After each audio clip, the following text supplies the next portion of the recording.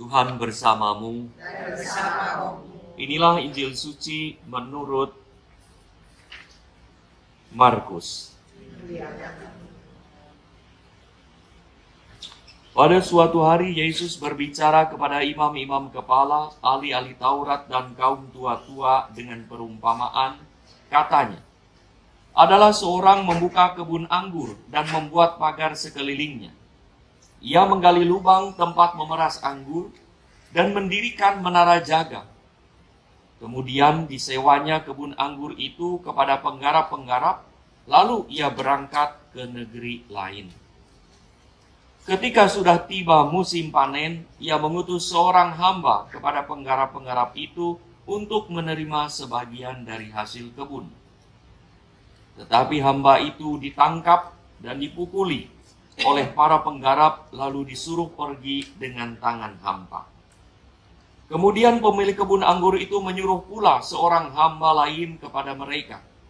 Orang itu mereka pukuli sampai luka kepalanya, dan sangat mereka permalukan. Lalu pemilik itu menyuruh seorang hamba lain lagi, dan orang itu mereka bunuh. Dan banyak lagi yang lain, ada yang mereka pukul, ada pula yang mereka bunuh. Kini tinggal satu orang, yaitu putranya yang terkasih. Dialah yang akhirnya diutus kepada mereka, sebab pikirnya, putraku pasti akan mereka segani. Tetapi penggarap-penggarap itu berkata seorang kepada yang lain, dia itulah ahli waris. Mari kita bunuh dia, maka warisan ini menjadi milik kita.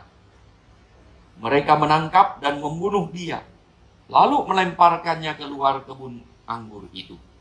Sekarang apa yang akan dilakukan oleh pemilik kebun anggur itu? Ia akan datang dan membinasakan penggarap-penggarap itu, lalu mempercayakan kebun anggurnya kepada orang-orang lain. Tidak pernahkah kalian membaca ayat ini?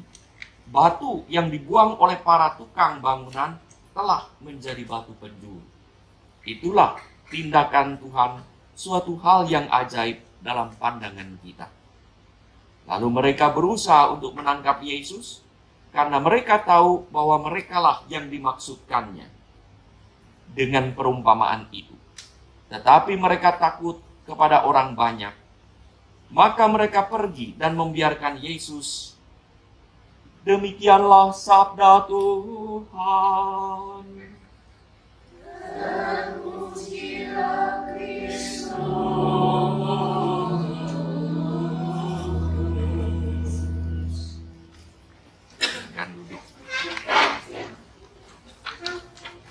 Saudara-saudari yang terkasih, saudara-saudari diundang ke sini hadir untuk perayaan Ekaristi. Untuk apa? Untuk bersyukur kepada Tuhan. Kekuatan perayaan Ekaristi ini luar biasa. Karena itu janji Tuhan yang nanti pada hari Minggu yang akan datang, yaitu Minggu tubuh dan darah Kristus. Kemarin itu adalah hari Tritunggal Maha Kudus. Ya, Tritunggal Maha Kudus itu adalah satu kenyataan bahwa Allah kita itu dekat. Ya. Maka bangsa Israel kemarin saya mengatakan kenapa bisa terjebak kepada berhala? Karena apa? Ingin Allahnya itu ada bentuknya. Ya.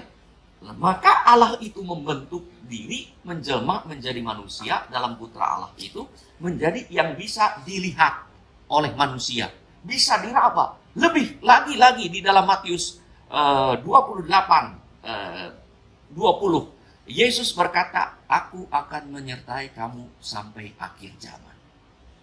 Dan apa yang terjadi? Apakah kita merasa disertai Yesus pada akhir sampai sekarang? Ada? Amin. Di mana merasakannya? Kamu nih. Ya, dalam Ekaristi Yesus hadir secara nyata dan secara sakramental, bahkan bukan hanya kita sentuh, tapi kita santap. Luar biasa, janji Yesus sedang terwujud pada saat perayaan Ekaristi, kehadiran yang luar biasa. Saudara-saudari yang terkasih, dalam satu perjalanan di Indonesia ini, kebetulan Batik Air, kalau tidak salah itu ada televisi ya, lalu ada iseng-isengnya, cek toko sebelah, ada apa? film itu ya, cek toko sebelah. Ya. Nah, di situ dikisahkan ada dua adik, ya, cek toko sebelah, ya, film ya. Lalu ada dua kakak beradik. Bapaknya itu ingin diberikan kepada adiknya. Adiknya punya pekerjaan, ya. Padahal adiknya punya pekerjaan. Kakaknya itu kerjanya tidak tetap. Adalah yang paling pantas. Sampai istri, kenapa Papa kok kasih ke adikmu? Padahal kan kamu yang membutuhkan pekerjaan. Lalu kakaknya juga omong, tapi papanya enggak. Saya mau kasih sama adikku. Kenapa? Dia dipercaya. Merasa tidak enak, ya, merasa istrinya entah iri, entah apa, ada sesuatu. Tapi kenapa alasan dia tidak memberikan kepada yang membutuhkan, tapi memberikan kepada adiknya? Karena adiknya telah menunjukkan apa yang diharapkan oleh ayah atau papanya. Saudara-saudari yang terkasih, salah satu kelemahan sejak kecil yang kadang dan terus muncul hingga kini adalah iri hati pada orang lain akan sesuatu yang tidak kita miliki.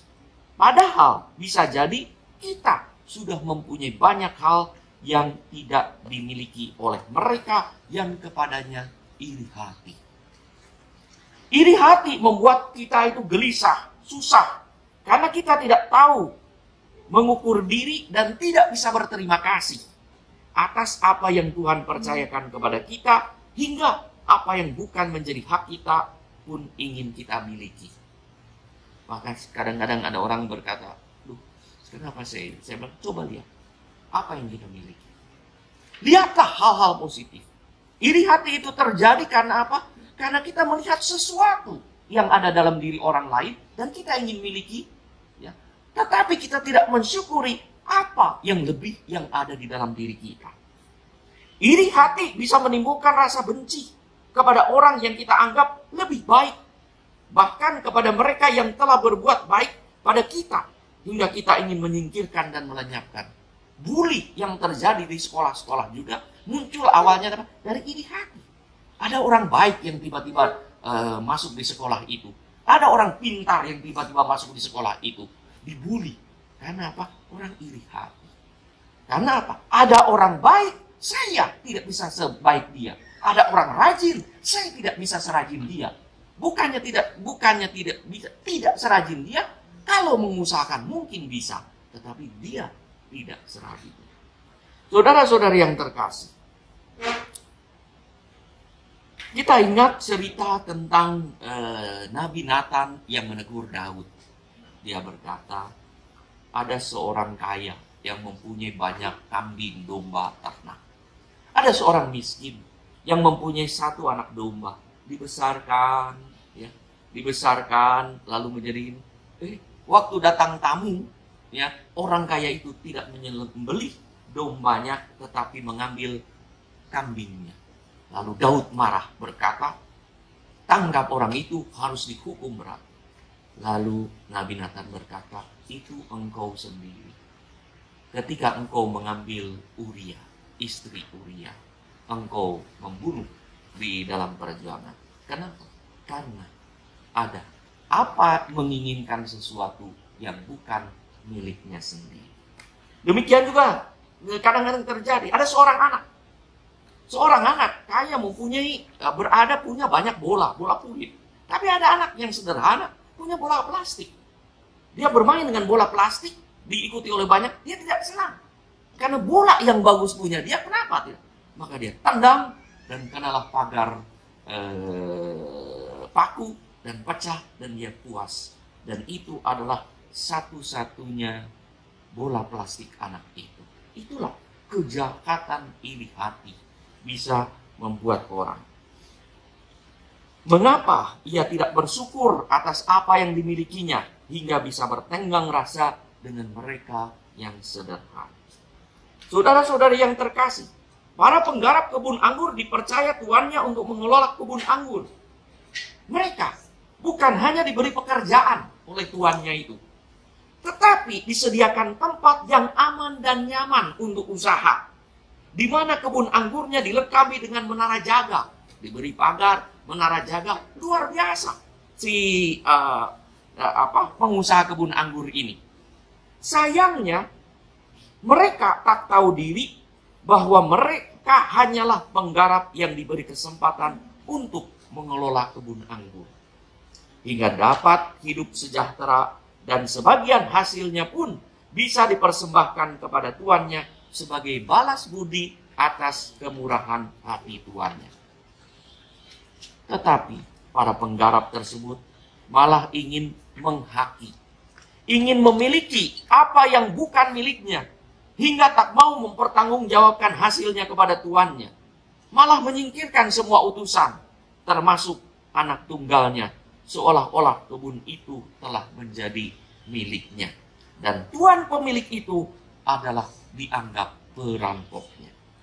Maka terhadap sikap tidak tahu diri hingga orang tak tahu membalas budi, Yesus menegaskan bahwa hak istimewa mengelola apa yang menjadi propertinya akan diserahkan kepada mereka yang tahu diri, serta bisa berterima kasih dan berbalas budi dengan menyerahkan apa yang menjadi hak Tuhan. Dalam perumpamaan ini kita tahu, ya, pemilik kebun anggur adalah Allah Bapa. Sedangkan penggarap-penggarap rahmat itu diserahkan oleh Allah itu kepada tua-tua Yahudi, kepada orang Farisi, imam-imam, ahli Taurat. Tetapi mereka memperlakukan para nabi. Maka utusan-utusan itu para nabi. Para nabi ditangkap, dipukuli, disingkirkan. Dan bahkan akhirnya Allah Bapa berkata, kalau begitu saya utus putraku yang tunggal, maka mereka akan menerima dan menghormati.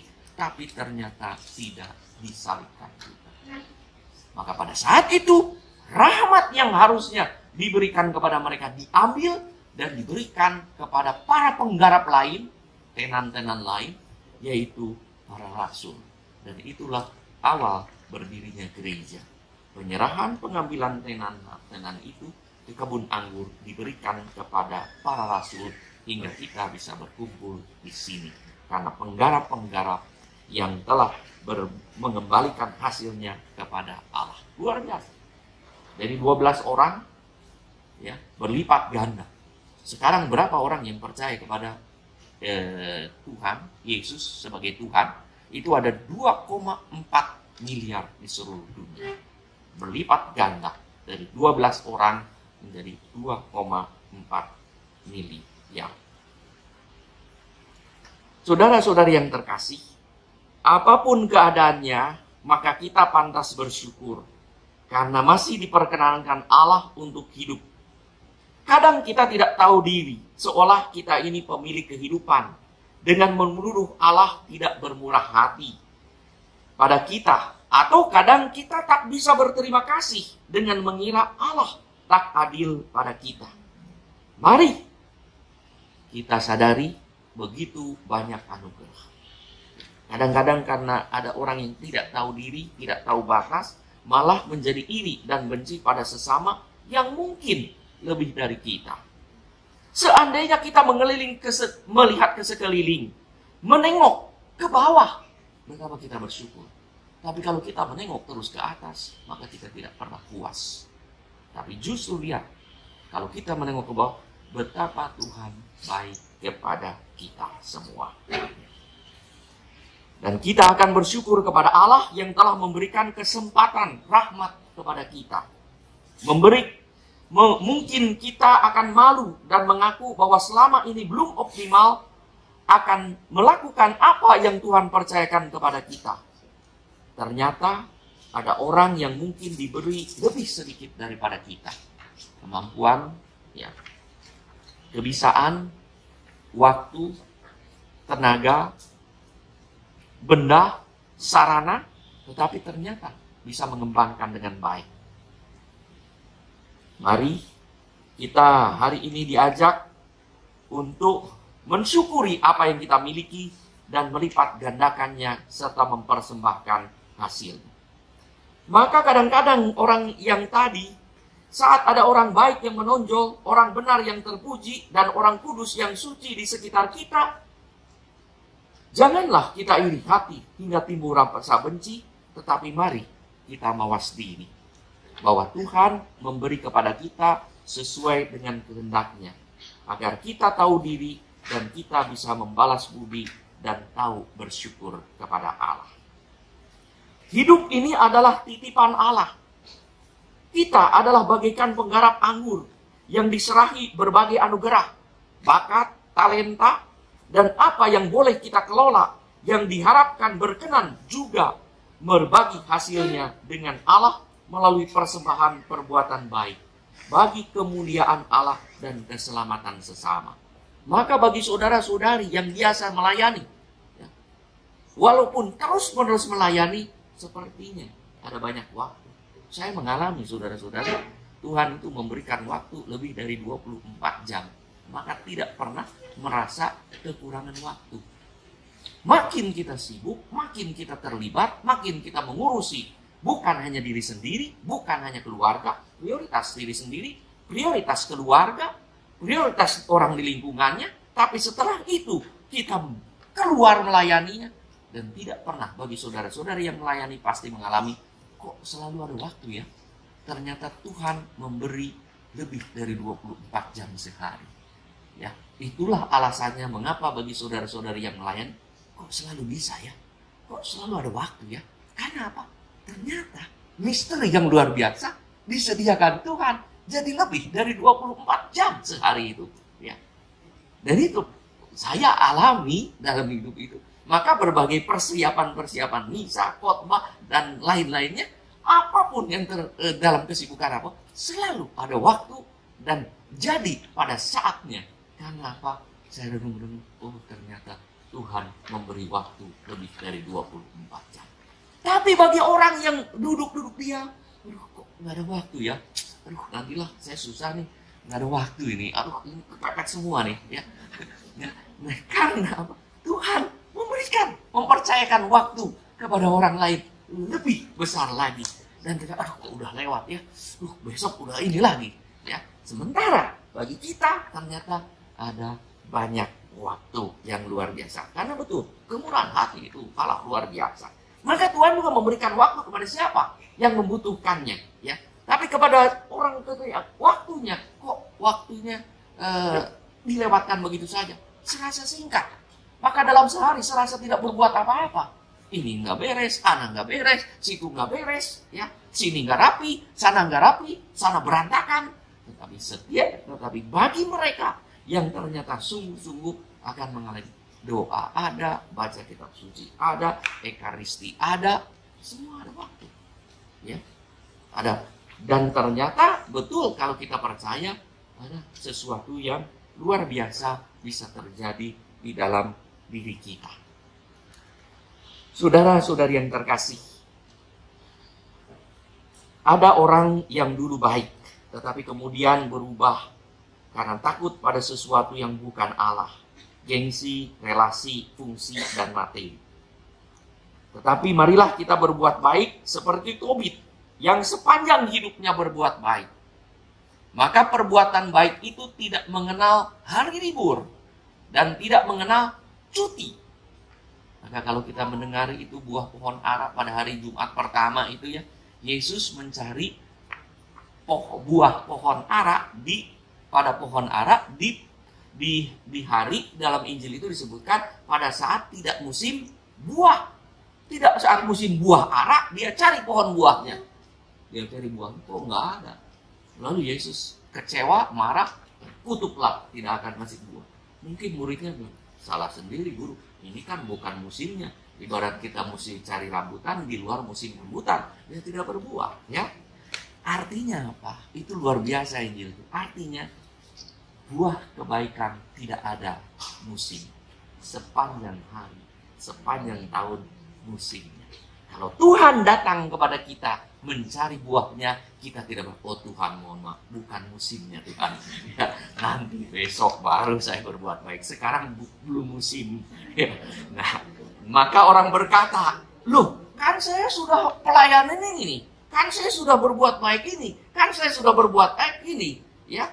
Lalu sekarang apa? Kata Tuhan, iya, tidak ada cuti, tidak ada musim, ya. Sebagaimana Yesus sendiri perbuatan baiknya itu terus-menerus. Bahkan ketika di atas kayu salib, Yesus berbuat baik, ya. Ketika Yesus disalibkan, apa yang dia mendoakan mereka? Bapa, ampunilah mereka sebab mereka tidak tahu apa yang mereka lakukan.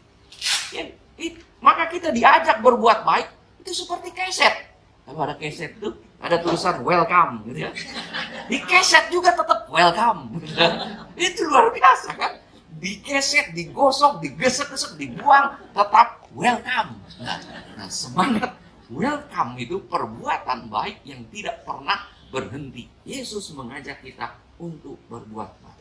Ketika kita berkata, sudah, perbuatan baik ada cutinya, perbuatan baik ada musimnya, maka Tuhan mengambil apa yang menjadi bagian kita, dipercayakan kepada orang lain. Waktu dipercayakan kepada orang lain, kesempatan dipercayakan kepada orang lain, anugerah dipercayakan kepada orang lain. Tuhan begitu baik menawarkan kepada kita. Kita adalah tenan-tenannya, kita adalah penggarap-penggarapnya. Tuhan begitu kaya, siap memberikan pinjaman sekian banyak, tapi sanggupkah kita mengembalikan? Maka kata Yesus dalam penggambaran tentang talenta, ya, barang siapa dipercaya sedikit, ya, setia dalam perkara kecil, akan setia juga dalam perkara besar. Siapa yang setia dalam hal kecil akan terus ditambahkan lagi oleh Tuhan kepercayaan besar. Saudara-saudari yang terkasih, mari hari ini kita diajak oleh keluarga Ibu Heni untuk mensyukuri berkat ini dan untuk menjadi tenan yang tahu penggarap, yang tahu berterima kasih dan tahu bersyukur kepada Tuhan atas segala. Syukur itulah adalah buah yang kita kembalikan kepada Tuhan. Sukacita itulah adalah persembahan yang kita kembalikan kepada Tuhan. Tuhan tidak meminta apapun, tidak membutuhkan barang apapun, tetapi membutuhkan hati, budi, energi yang terarah kepada Tuhan. Kalau semuanya itu terhadap kepada Tuhan, maka Tuhan pun minta supaya kita mengarahkan diri kepada sesama kita. Mari kita menjadi para penggarap yang sungguh terus digunakan oleh Tuhan, bahkan lebih dipercaya.